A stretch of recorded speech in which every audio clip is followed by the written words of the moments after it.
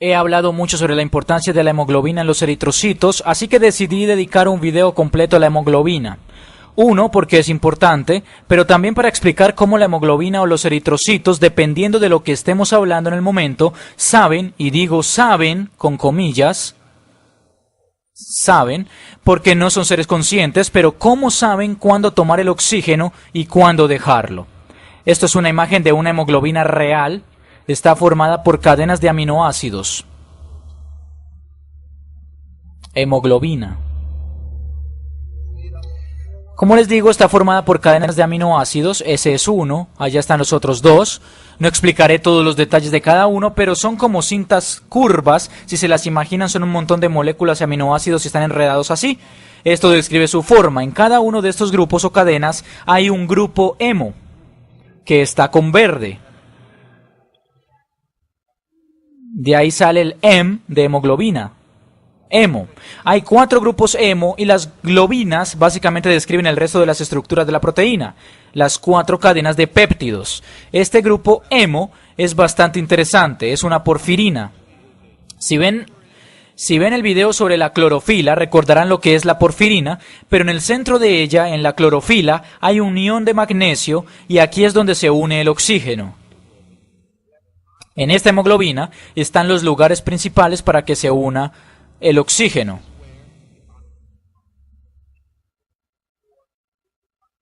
Ahí hay uno, tal vez allá, un poco por la parte de atrás, ahí y ahí. El oxígeno se une aquí perfectamente, pero la hemoglobina tiene varias propiedades que, por una parte, facilitan la unión del oxígeno y, por otra, ayuda a eliminarlo cuando es necesario. Muestra algo llamado unión cooperativa.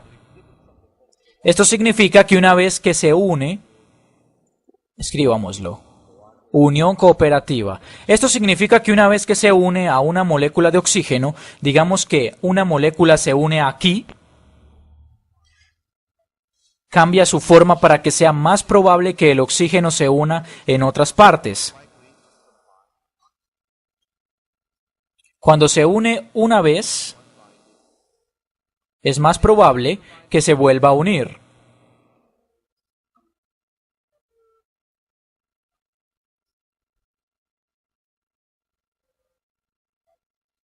Está muy bien.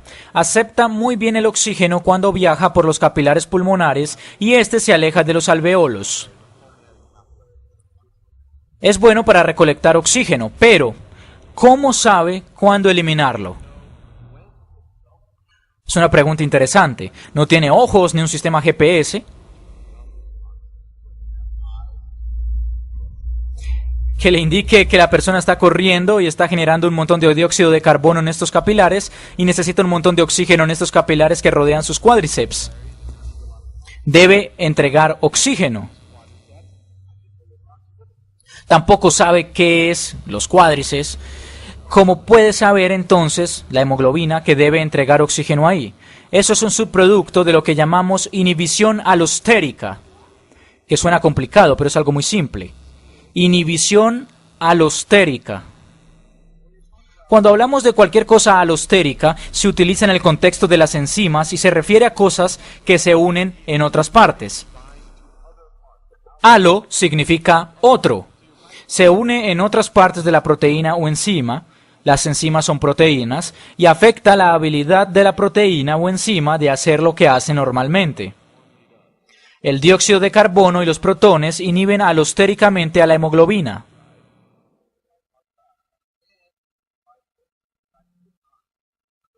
El dióxido de carbono se puede unir en otras partes de la hemoglobina, al igual que los protones, aunque no sé exactamente en qué partes. Recuerden que acidez significa concentraciones altas de protones. Si el entorno es ácido, los protones se pueden unir. Haré los protones con rosado. Los protones, que son hidrógenos sin electrones, se pueden unir a ciertas partes de la proteína y hace que sea más difícil que el oxígeno y la proteína se mantengan unidos. Cuando hay mucho dióxido de carbono o el entorno es ácido, esto suelta el oxígeno. Pero resulta que ese es un buen momento para soltar un oxígeno. Volvamos al tipo que está corriendo. Hay mucha actividad en las células de sus cuádriceps. Liberan mucho dióxido de carbono en sus capilares. En ese momento van desde las arterias a las venas y necesitan mucho oxígeno. Por eso es bueno que la hemoglobina suelte su oxígeno. Es muy bueno que el dióxido de carbono inhiba alostéricamente a la hemoglobina. El dióxido de carbono se une en ciertas partes, comienza a liberar su oxígeno, ahí es exactamente donde el cuerpo necesita oxígeno. Ahora se preguntan qué pasa con el momento ácido y en qué afecta. Bueno, resulta que la mayoría de las moléculas de dióxido de carbono están disociadas, se disocian, si entran en el plasma, pero en realidad se transforman en ácido carbónico. Anotaré una fórmula. Si hay CO2 y se mezcla con agua, la mayoría parte del plasma de la sangre es agua. Si el dióxido de carbono se mezcla con agua y hay una enzima que se encuentra en los eritrocitos, se llama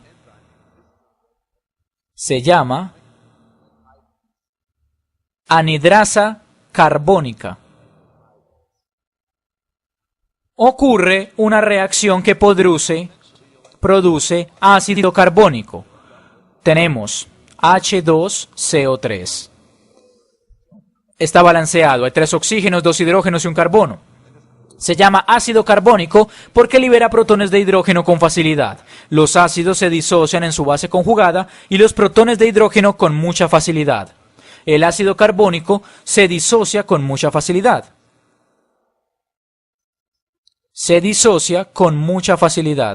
Es un ácido, aunque anotaré el balanceo acá. Si algo de esto los confunde o necesitan más detalles, pueden ver algunos de los videos de química sobre la disociación de los ácidos y reacciones de equilibrio y todo eso. Pero básicamente libera uno de estos hidrógenos, pero solo el protón y mantiene el electrón de ese hidrógeno. Así que queda un protón de hidrógeno. Como se liberó uno de los hidrógenos, solo queda un hidrógeno.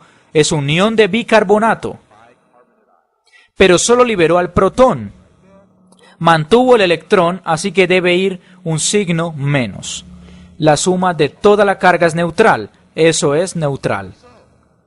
Estamos en un capilar de la pierna. Veamos si lo puedo dibujar. Digamos que estamos en el capilar de la pierna. Lo haré con un color neutral. Este es un capilar de la pierna. Aumenté el tamaño de una parte del capilar. Siempre se ramifica. Por acá hay muchas células de los músculos que generan mucho dióxido de carbono y necesitan oxígeno.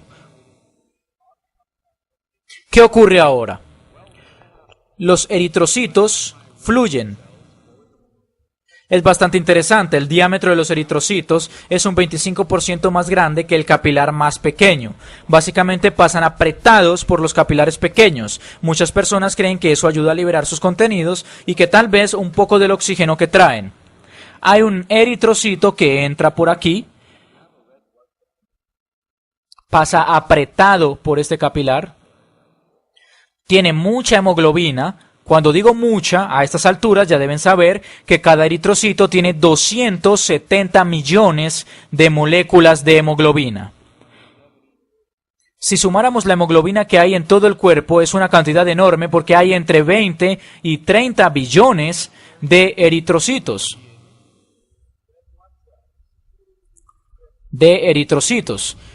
Y cada uno de esos eritrocitos contiene 270 millones de moléculas de hemoglobina. Tenemos mucha hemoglobina. En realidad los eritrocitos son casi el 25% de todas las células que tenemos en el cuerpo. Tenemos alrededor de 100.000 millones, más o menos. Nunca me he dedicado a contarlos. En fin, tenemos 270 millones de partículas o moléculas de hemoglobina en cada eritrocito. Eso explica por qué los eritrocitos deben ceder su núcleo para que haya espacio para esas hemoglobinas. Transportan oxígeno. Esto es una arteria. Viene desde el corazón. Los eritrocitos van en esa dirección y luego cederán su oxígeno y luego eso se convierte en vena. Ahora hay dióxido de carbono. Hay una concentración alta de dióxido de carbono en las células del músculo. Solo a través del gradiente de difusión, lo haré con otro color, termina en el plasma, así, y una parte puede traspasar la membrana para llegar al eritrocito. En el eritrocito hay una anhidrasa carbónica. Hay una anhidrasa carbónica que produce que el dióxido de carbono se disocie o, en realidad, se convierta en ácido carbónico que puede liberar decenas de protones. Como acabamos de ver, esos protones pueden inhibir alostéricamente la absorción del oxígeno por parte de la hemoglobina. Esos protones se comienzan a unir en partes distintas e incluso el dióxido de carbono que no ha reaccionado y que también puede inhibir alostéricamente la hemoglobina también se une en otras partes. Eso cambia la forma de la hemoglobina para que no pueda aferrarse a su oxígeno y lo comienza a liberar. Tal como dijimos, hay una unión cooperativa, mientras más oxígeno hay unido puede unirse a más, pero aquí ocurre lo opuesto. Cuando comienza a liberar oxígeno se hace más difícil mantener a los otros, así que todos los oxígenos se liberan. Como yo lo veo es un mecanismo brillante, porque el oxígeno se libera justo donde es necesario. No es que solo salga de una arteria para pasar a una vena, no pasa por un par de capilares por aquí y por allá y después vuelve a una vena. Libera el oxígeno porque de no ser así, liberaría oxígeno por doquier en todo el cuerpo. Este sistema, el dióxido de carbono y el entorno ácido lo inhiben alostéricamente, permite liberarlo donde es más necesario, donde hay más dióxido de carbono, donde se produce más respiración celular. Es un esquema fascinante. Solo para entenderlo mejor, acá hay un gráfico que muestra la absorción de oxígeno de la hemoglobina o qué tan saturada puede estar. Puede que se los expliquen en clases de biología, pero es bueno saberlo. Acá, en el eje X o el eje horizontal está la presión parcial del oxígeno. Si ven las clases sobre presión parcial, sabrán lo que significa, con cuánta frecuencia la bombea el oxígeno. La presión se genera por gases o moléculas que la chocan. No es necesariamente gas, pero sí moléculas que chocan. Esta presión parcial de oxígeno es la cantidad que se genera cuando el oxígeno la choca. Si miran hacia la derecha, se pueden imaginar que hay cada vez más oxígeno que la choca. Esto muestra cuánto oxígeno hay a su alrededor a medida que avanza en el eje derecho. El eje vertical dice qué tan saturada están las moléculas de hemoglobina.